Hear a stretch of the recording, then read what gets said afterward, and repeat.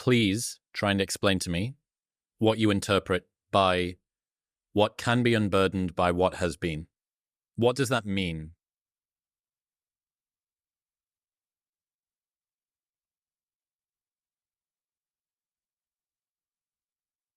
I don't know if I should say. There's a line in Marx where sometimes you hear certain phrases like a world to win. AOC uses the phrase, we have a world to win, which comes from the end of the Communist Manifesto, originally written in German. It was the name. I used to hang out in the Revolutionary Bookstore in Cambridge, Massachusetts with the communists because they print everything in every language. So if you're trying to learn multiple languages, they'll print the same text in all of these languages and you can compare. It basically says you have to wipe out what has been to arrive in the new. And where's it from? What can be unburdened by what has been?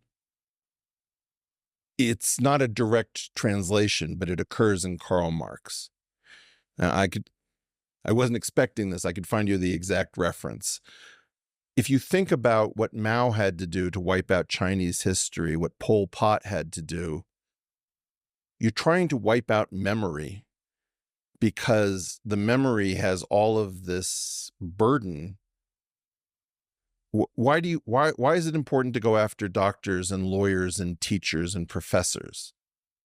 Because in some sense, they are going to resist the new order that you're about to impose. You're looking for a blank slate. They're like a tether to the past. Okay, I'm going to tell a story I don't know that I've ever told anyone. Maybe I have, maybe I haven't. Can't promise it's original to you. But I was in Hoi An in Vietnam. And I'm going to lose this one. Hoi An is one of the only beautiful places that I found, like Hue and Hoi An. A lot of things were really ripped up in that war. And there is an unbelievable and difficult instrument, which the Vietnamese language is very hard, so I'm going to say it wrong, it would be written as Dan Bao. It's one string and a giant lever, and you pluck the harmonics, and it's supposed to be an intimate instrument, I think sometimes played by the blind, where only the person who's intended is the recipient of the music. Okay. I see this in a window in Hoi An, and I become transfixed by it. And a woman says, I see you looking at this in English. Would you like to come in? And I said, I don't want to impose. She says, no, it's not mine. So she invites me in. And there's this guy who appears to be brain dead. He's like deformed. I'm not going to get through this.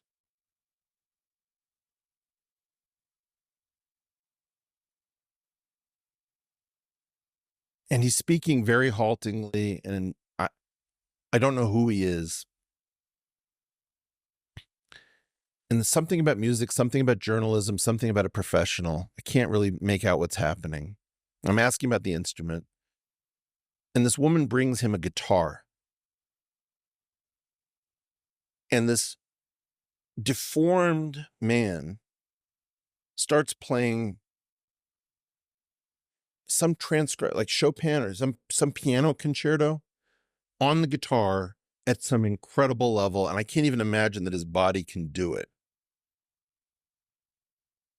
And so I have no idea where I am or what's happening. And then he motions for like a book. And she brings a book. And it has all of these articles about this man tortured for his principled stand against communism. This man has been destroyed, mind, body, to the point where it's just painful to watch him. And I realized that basically do you know what a nail house is? If you Google nail house under Google Images, do it. Or you can't do it, or you're off the internet. No, I can do it. Tell me what you see.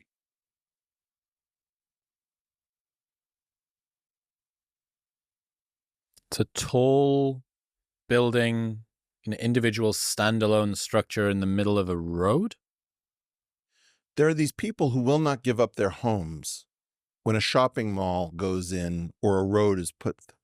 And for some reason, they'll build a highway to screw over the person who stands up and says, I will not move. And the idea is that that road is the future, unburdened by what has been, and then there's some holdout who won't go along with the program. If Kamala Harris is as unsophisticated as we think she is, do we really believe that she is quoting from the dark depths of... Why do you believe she is as unsophisticated as you have just claimed? What did her father do? I don't know. Look it up. And by the way, I am assuming that I will end up on the Open Skies watch list as a result of this podcast. That is crazy, by the way, what happened to Tulsi. The Quad S on her boarding pass. Donald J. Harris, the father of Kamala Harris, Jamaican-American economist, professor emeritus at Stanford University, originally from St. Ann's Bay, Jamaica. What kind of economics? Known for applying post-Keynesian ideas to development economics. What's post-Keynesian? I don't know. Post-Keynesian economics is a school of economic thought with its origins in the general theory of John Maynard Keynes' subsequent development influenced to a large degree by a name I can't pronounce. I think that there was a lot of Marxist thought. And as a man whose family comes from the far left, you recognize certain sorts of commonalities. I'm sure she would see them in me. The Democratic Party is not communist. I don't think that that's right. That's the critique of many of my right-wing friends. But it is welcomed in a lot of neo-Marxian thought. I would say AOC is straight up Marxist. I don't know. I think Kamala is everywhere between crony finance and Marxism. You're talking about things for which you do not have language. So the reason that I said I don't think that Kamala can be as sophisticated as perhaps this obscure reference said 100 times, apparently, according to the archive. Who's Charles Mingus? I don't know. Kamala's a lot smarter than you're giving her credit for.